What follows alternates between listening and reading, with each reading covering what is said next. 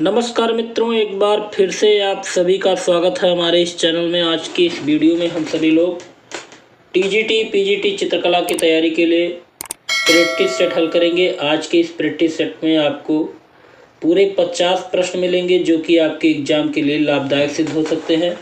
तो चलिए आज का ये प्रैक्टिस सेट हल करते हैं। और आपके कितने प्रश्न सही होते हैं कमेंट बॉक्स पर जरूर बताइएगा। और अगर आप ने वीडियो को लाइक नहीं किया तो लाइक कर दीजिए और लोगों को शेयर कर दीजिए, जिससे अधिक से अधिक लोग जुड़ जाएं इस वीडियो से। तो चलिए आज के इस प्रैक्टिस सेट को हल करते हैं। तो सबसे पहला प्रश्न देखते हैं। आज का जो पहला प्रश्न है, मानव समाज विलक्षण है क्योंकि वह मुख्यतः आश्रित होता है। तो बताइएगा कि मानव समाज क्यों विलक्षण है, किस कारण उसको विलक्षण कहा गया है, वह किस पर आश्रित है, संस्कृति पर, अर्थव्यवस्था पर, धर्म पर कि विज्ञान पर। तो आपके द्वारा कौन सा विकल्प सही है? तो यहाँ पर जितने लोगों ने ऑप्शन ए जवाब दिया है बिल्कुल सही है, संस्कृत पर। मानव समाज बड़ा विलक्षण है क्योंकि वह मुख्यतः संस्कृत पर आश्रित होता है। अगला प्रश्न है प्रश्न नंबर 2, हड़प्पा निम्नलिखित में से किस सभ्यता से संबद्ध है? पहला विकल्प है सुमेरियन सभ्यता से, दूसरा है सिंधु घाटी सभ्यता से, तीसरा है वैदिक सभ्यता से और चौथा विकल्प है मेसोपोटामिया की सभ्यता से। तो आपका सही जवाब क्या होगा? यहाँ पर जितने लोगों ने ऑप्शन बी जवाब दिया बिल्कुल सही है, सिंधु घाटी की सभ्यता। तो हड़प्पा की सभ्यता सिंधु घाटी सभ्यता से संबद्ध है। अगला प्रश्न है प्रश्न नंबर 3, सिंधु सभ्यता संबंधित है, बताइएगा, प्रागैतिहासिक युग से, आद्य ऐतिहासिक युग से, ऐतिहासिक युग से कि उत्तर ऐतिहासिक युग से। आपका जवाब क्या होगा? तो यहाँ पर जितने लोगों ने ऑप्शन बी जवाब दिया बिल्कुल सही जवाब है, आद्य ऐतिहासिक युग से सिंधु सभ्यता संबंधित है। चलिए अगला प्रश्न देखते हैं प्रश्न नंबर 4,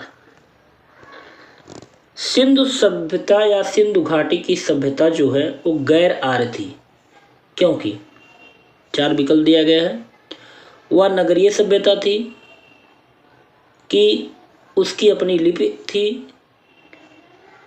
कि उसकी खेतिहर अर्थव्यवस्था थी, कि उसका विस्तार नर्मदा घाटी तक था। तो सही जवाब क्या होगा? तो जितने लोगों ने ऑप्शन ए जवाब दिया बिल्कुल सही है, वह नगरीय सभ्यता थी।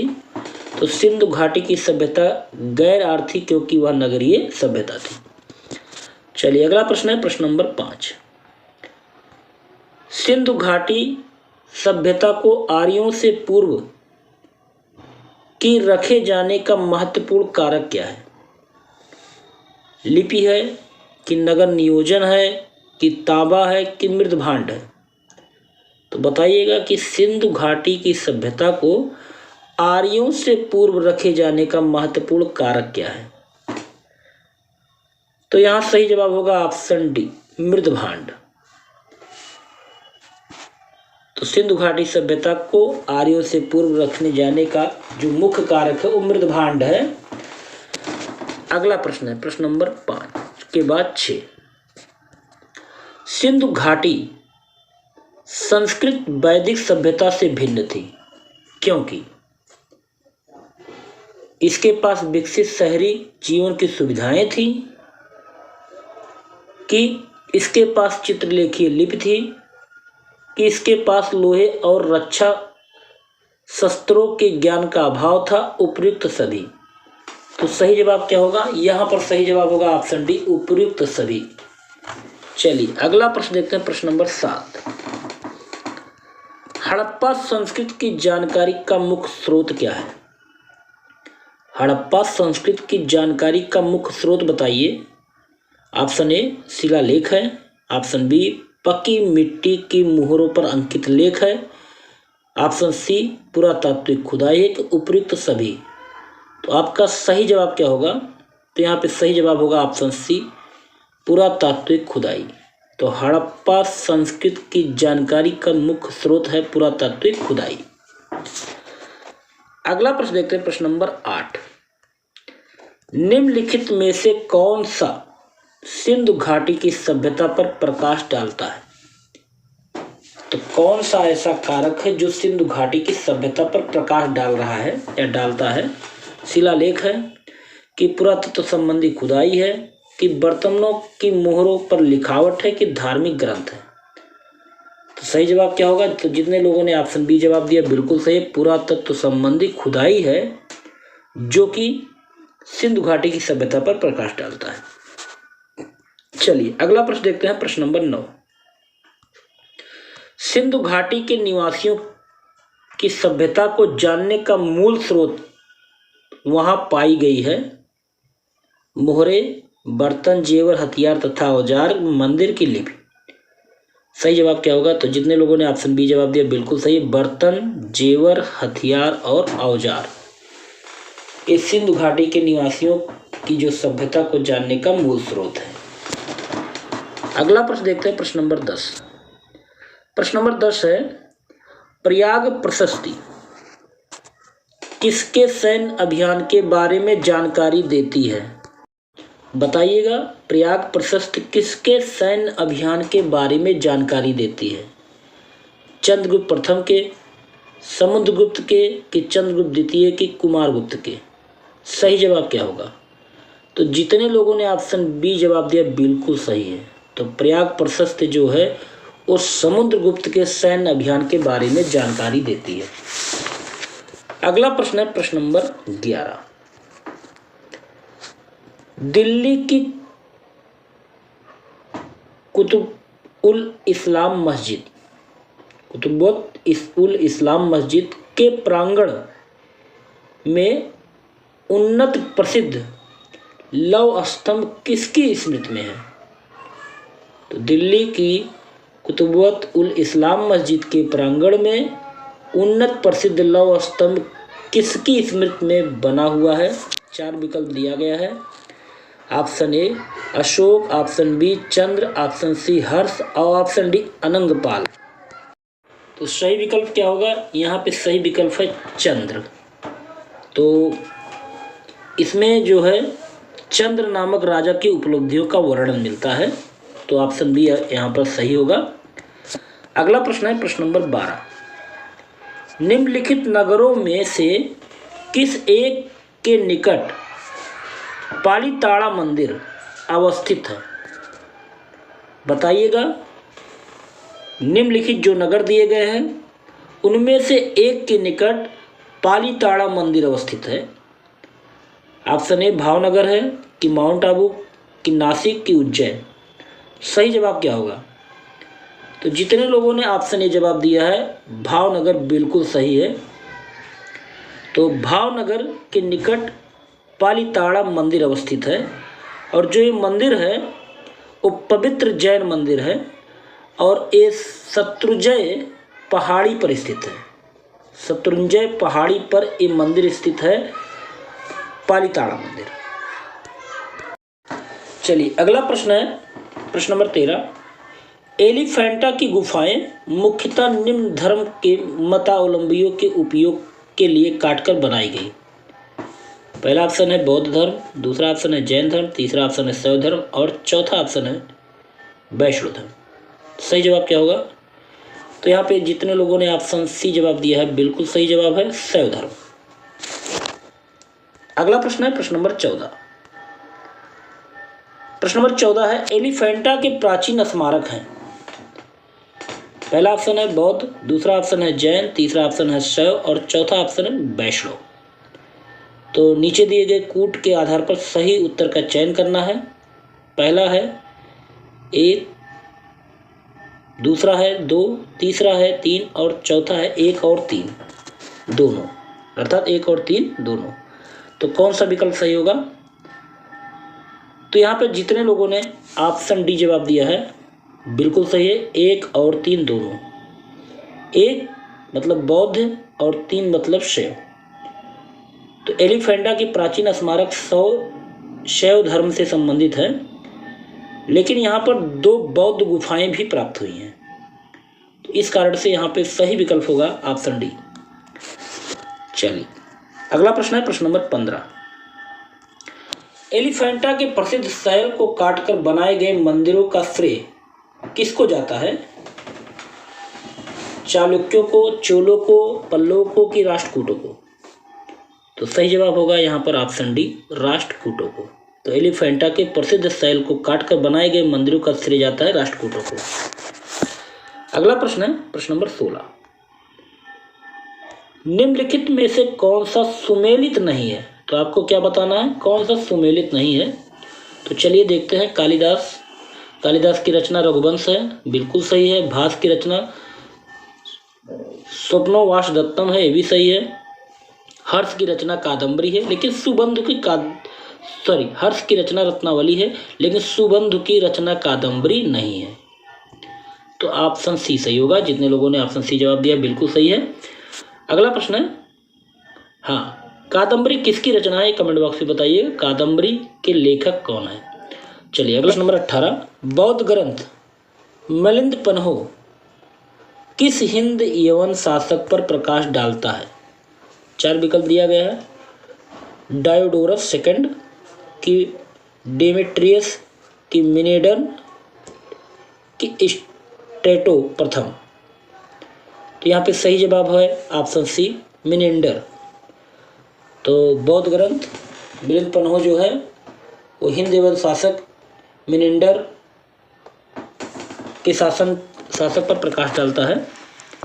चलिए अगला प्रश्न है प्रश्न नंबर 19। मलुकदास एक संत कवि थे, कहाँ के थे? आगरा के थे या अयोध्या के थे, काशी के थे कि कड़ा के थे? सही जवाब क्या होगा आपका? तो यहाँ पे जितने लोगों ने ऑप्शन डी जवाब दिया बिल्कुल सही है, कड़ा के, जो कि वर्तमान में कौशाम्बी जिला में है। चलिए अगला प्रश्न है प्रश्न नंबर 20।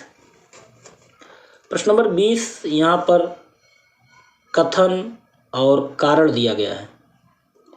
तो सबसे पहले कथन पढ़ेंगे, फिर कारण पढ़ेंगे।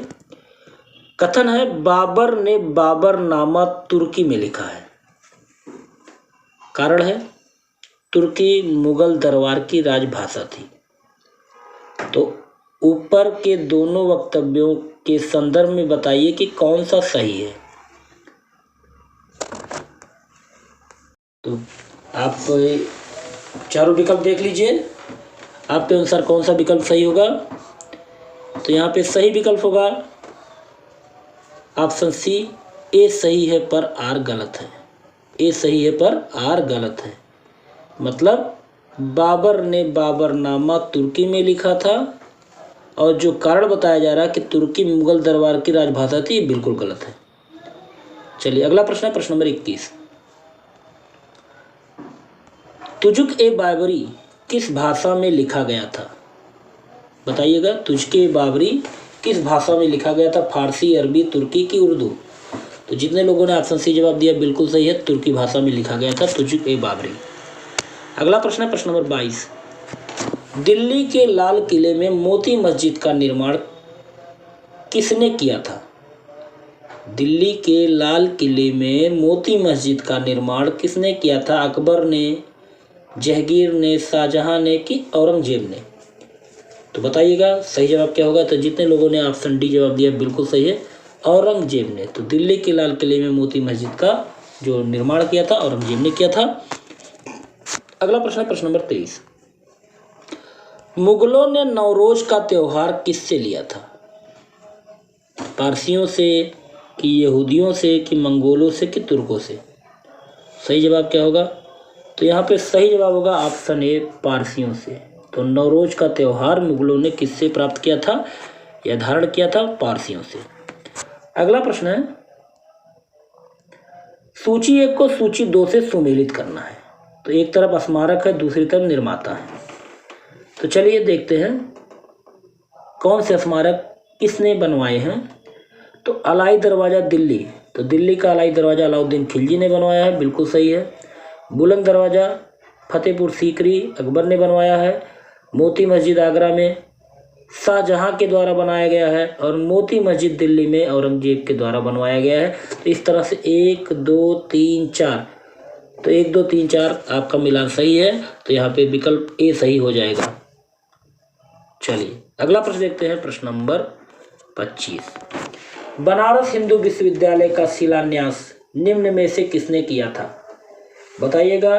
बनारस हिंदू विश्वविद्यालय का शिलान्यास इन लोग चारों में से किसने किया था? मदन मोहन मालवीय ने, महाराजा विभूति नारायण सिंह ने, कि लॉर्ड हार्डिंग ने, कि एनी बेसेंट ने? सही जवाब क्या होगा बताइएगा। सही जवाब क्या होगा? तो जितने लोगों ने ऑप्शन सी जवाब दिया बिल्कुल सही जवाब है। अब ध्यान से सुन लीजिए। बनारस हिंदू विश्वविद्यालय का शिलान्यास 4 फरवरी 1916 को हुआ था। 4 फरवरी 1916 को हुआ था और बसंत पंचमी के दिन। और उस समय वायसराय थे लॉर्ड हार्डिंग, और लॉर्ड हार्डिंग के द्वारा शिलान्यास किया गया था। चलिए अगला प्रश्न देखते हैं, प्रश्न नंबर 26। स्वदेश वाहिनी के संस्थापक कौन थे? स्वदेश वाहिनी के संस्थापक कौन थे? बताइएगा। 4 विकल्प दिया गया है, कौन सा विकल्प सही होगा? स्वदेश वाहिनी के संस्थापक कौन थे? तो जितने लोगों ने ऑप्शन सी जवाब दिया बिल्कुल सही है, के रामकृष्ण पिल्ले। स्वदेश वाहिनी के संस्थापक के रामकृष्ण पिल्ले हैं। अगला प्रश्न है प्रश्न नंबर 27। इनमें से किस प्रख्यात समाज सुधारक ने ज्ञान योग, कर्मयोग तथा राजयोग नामक पुस्तकें लिखी? स्वामी विवेकानंद ने लिखा, कि गोविंद रानाडे ने लिखा, कि राजा राम मोहन राय ने लिखा, कि रामकृष्ण परमहंस ने लिखा? तो आपका सही जवाब क्या होगा? बहुत ही बेहतरीन प्रश्न है। किसने ज्ञान योग, कर्म योग तथा राजयोग नामक पुस्तक लिखी? तो सही जवाब होगा ऑप्शन ए, स्वामी विवेकानंद। चलिए अगला प्रश्न है प्रश्न नंबर 28। मैडम कॉमा 1907 में प्रथम तिरंगा ध्वज कहाँ फहराया था? तो मैडम भीका कामा जी ने 1907 में प्रथम तिरंगा ध्वज कहाँ पर फहराया था? बताइएगा। लंदन में, कि पेरिस में, कि मॉस्को में, कि स्टुटगार्ट में? तो सही जवाब क्या होगा? तो बताइएगा। सही जवाब क्या होगा? तो बिल्कुल सही जवाब है ऑप्शन डी। तो जितने लोगों ने ऑप्शन डी जवाब दिया बिल्कुल सही है, स्टुटगार्ट में। तो मैडम भीका कामा जी ने 1907 में प्रथम तिरंगा ध्वज फहराया था स्टुटगार्ट में। अगला प्रश्न है, स्वतंत्र भारत के प्रथम गवर्नर जनरल कौन थे? बताइएगा। स्वतंत्र भारत के प्रथम गवर्नर जनरल कौन थे? 4 विकल्प दिया गया है। सही जवाब क्या होगा आपका? तो यहाँ पे ऑप्शन डी सही जवाब है, लॉर्ड माउंटबेटन। स्वतंत्र भारत के प्रथम गवर्नर जनरल लॉर्ड माउंटबेटन है। लेकिन अगर यही प्रश्न थोड़ा सा घुमा फिरा के पूछा जाए इस तरह, स्वतंत्र भारत के प्रथम भारतीय गवर्नर जनरल, तो सी राजगोपालाचारी होंगे। ठीक, चलिए अगला प्रश्न देखते हैं, प्रश्न नंबर 30। अग्निपथ किसकी रचना है? बताइएगा। अग्निपथ किसकी रचना है? सभी लोग इसका जवाब सही दीजिए। तो यहाँ पर जितने लोगों ने ऑप्शन बी जवाब दिया है बिल्कुल सही है, हरिवंश राय बच्चन की ये अग्निपथ रचना है। मधुशाला भी इन्हीं की रचना है। अगला प्रश्न है प्रश्न नंबर 31। चौर पंचाशिका का चित्रण किस शैली में हुआ?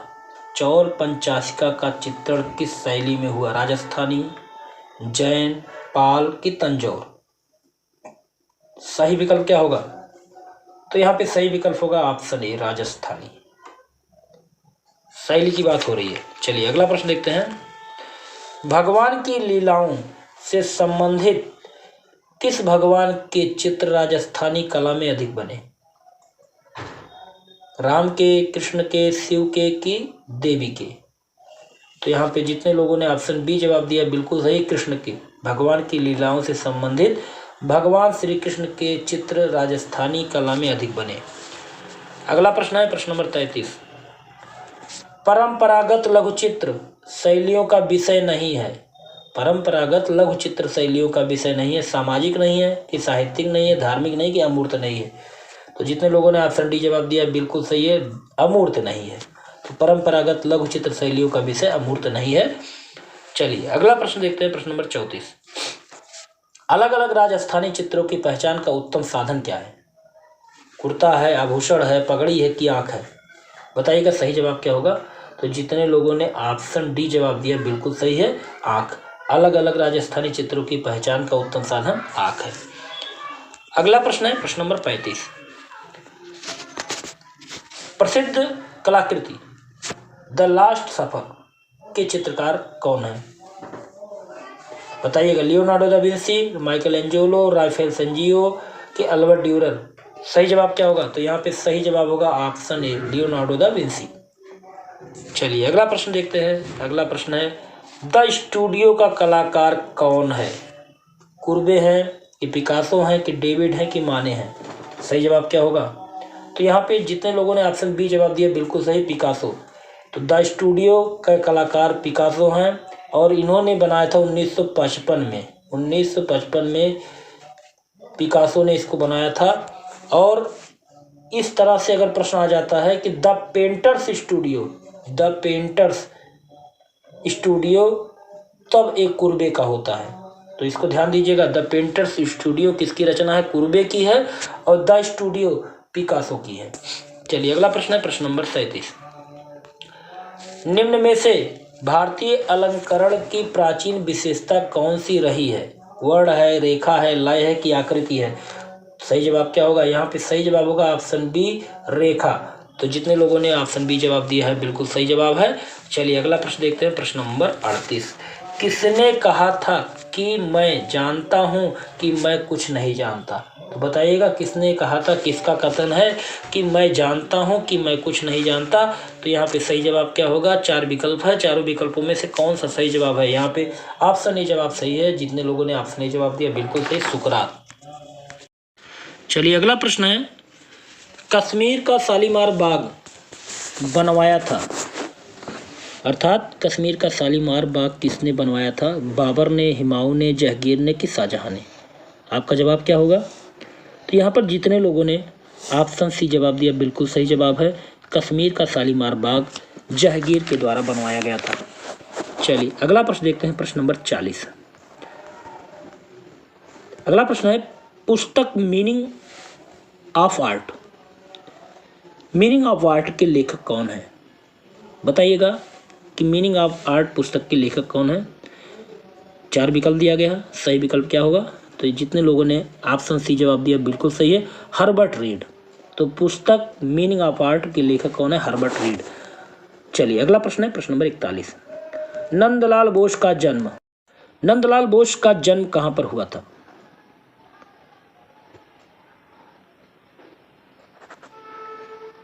मुंगेर में, कलकत्ता में, 24 परगना में कि शांति निकेतन में? सही जवाब क्या होगा? यहाँ पे सही जवाब होगा ऑप्शन ए, मुंगेर में। चलिए अगला प्रश्न देखते हैं प्रश्न नंबर 42। प्रसिद्ध चित्र मोनालिसा किस देश के कलाकार की कृति है? तो प्रसिद्ध चित्र जो मोनालिसा बनाया है किस देश के कलाकार ने बनाया था? अमेरिका के कि स्पेन के कलाकार कि इटली के कलाकार कि इंग्लैंड के कलाकार? तो यहाँ पे सही जवाब क्या होगा? यहाँ पे सही जवाब होगा ऑप्शन सी, इटली के कलाकार। चलिए अगला प्रश्न देखते हैं प्रश्न नंबर 43। नारी जात की रहस्यमयी पहेली किसे कहा गया है? नारी जाति की रहस्यमयी पहेली किसको कहा गया है? मेडोना को कि यूरोपा को कि मोनालिसा को कि मंडोला को? सही जवाब होगा यहाँ पे ऑप्शन सी। तो जितने लोगों ने ऑप्शन सी जवाब दिया बिल्कुल सही है, मोनालिसा। तो नारी जात की रहस्यमयी पहेली मोनालिसा को कहा जाता है। चलिए अगला प्रश्न है प्रश्न नंबर 44। प्रपेक्ष की दृष्टि से हमें घन के कितने पक्ष दिखाई देते हैं? तो बताइएगा कि प्रपेक्ष की दृष्टि से हमें घन के कितने पक्ष दिखाई देते हैं? 6, 4, 3, 5? सही जवाब क्या होगा? तो जितने लोगों ने 3 जवाब दिया है बिल्कुल सही जवाब है, ऑप्शन सी यहाँ पे जवाब सही होगा। प्रपेक्ष की दृष्टि से हमें घन के 3 ही तल दिखाई देते हैं, इसलिए घन को त्रियामी कहा जाता है। चलिए अगला प्रश्न देखते हैं प्रश्न नंबर 45। पीटर पॉल रूबेंस का निम्न में से कौन सा चित्र है? इन चारों चित्रों में से पीटर पॉल रूबेंस का चित्र कौन सा है आपको ये बताना है। दो चारों चित्र आप देख लीजिए, तो कौन सा चित्र पीटर पॉल रूबेंस का है? तो सही जवाब होगा option D, the rape of the daughters of Leucippus. ये चित्र जो है पीटर पॉल रूबेंस का है। ठीक, चलिए अगला प्रश्न देखते हैं। प्रश्न नंबर अगला है 46 नंबर। सैयद हैदर रजा क्या थे? व्यक्ति चित्रकार थे, दृश्य चित्रकार थे, घनवादी चित्रकार थे कि अमूर्त चित्रकार थे? आपका सही जवाब क्या होगा? यहाँ पे जितने लोगों ने ऑप्शन बी जवाब दिया बिल्कुल सही जवाब है, दृश्य चित्रकार। तो सैयद हैदर रजा दृश्य चित्रकार के रूप में जाने जाते हैं। अगला प्रश्न देखते हैं। अगला प्रश्न है प्रश्न नंबर 47। प्रगतिवादी समूह के कलाकार गाय तोंडे किस रूप में जाने जाते हैं? 4 विकल्प दिया गया है। पहला विकल्प है पेंटर के रूप में, दूसरा विकल्प है प्रिंट मेकर के रूप में, तीसरा विकल्प है मूर्तिकार के रूप में और चौथा विकल्प है धातु ढलाईकार के रूप में। तो आपका सही जवाब क्या होगा? तो यहाँ पे सही जवाब होगा ऑप्शन ए, पेंटर। तो प्रगतिवादी समूह के कलाकार गाय तोंडे पेंटर के रूप में जाने जाते हैं। ठीक है, चलिए अगला प्रश्न देखते हैं। प्रश्न नंबर 48। चित्रकला के कितने तत्व माने जाते हैं? तो बताइएगा, चित्रकला के कितने तत्व माने जाते हैं? माने गए हैं। पहला ऑप्शन है 6, ऑप्शन बी है 7, ऑप्शन सी है 5, ऑप्शन डी है 3। तो सही जवाब क्या होगा? तो जितने लोगों ने ऑप्शन ए जवाब दिया है 6, बिल्कुल सही है। चित्रकला के 6 तत्व माने जाते हैं। अगला प्रश्न है, ईरानी चित्रों में प्रायः रंग लगाए जाते हैं। तो बताइएगा, हल्के रंग लगाए जाते हैं कि सपाट रंग लगाए जाते हैं कि जल रंग लगाए जाते हैं कि पेस्टल रंग लगाए जाते हैं? तो बताइएगा कि ईरानी चित्रों में प्रायः जो रंग लगाए जाते हैं, कैसे रंग लगाए जाते हैं? तो यहाँ पे सही जवाब होगा ऑप्शन बी, सपाट। तो ईरानी चित्रों में प्रायः जो रंग लगाए जाते थे वो सपाट रंग लगाए जाते थे। चलिए अगला प्रश्न और इस वीडियो का लास्ट प्रश्न नंबर 50 देखते हैं। प्रसिद्ध मूर्ति संथाल परिवार के रचनाकार कौन है? सूजा हैं कि रजा हैं, राम किंकर बैज हैं कि शंकु चौधरी हैं? तो आपका सही जवाब क्या होगा? तो यहाँ पे जितने लोगों ने ऑप्शन सी जवाब दिया है बिल्कुल सही जवाब है, राम किंकर बैज। तो प्रसिद्ध मूर्ति संथाल परिवार के रचनाकार कौन है? राम किंकर बैज। तो आज का ये प्रैक्टिस सेट यहीं पर समाप्त होता है। आशा है कि आपको ये प्रैक्टिस सेट आज का अच्छा लगा होगा, और अगर ये प्रैक्टिस सेट आपको अच्छा लगा हो तो बिल्कुल आपसे एक अनुरोध है कि आप लाइक कर दीजिए वीडियो को और अधिक से अधिक लोगों को शेयर कीजिए। मित्रों, अगले वीडियो में फिर मिलते हैं ऐसे ही कुछ महत्वपूर्ण प्रश्नों के साथ। तब तक के लिए जय हिंद, जय भारत। आपका दिन शुभ हो, मंगलमय हो।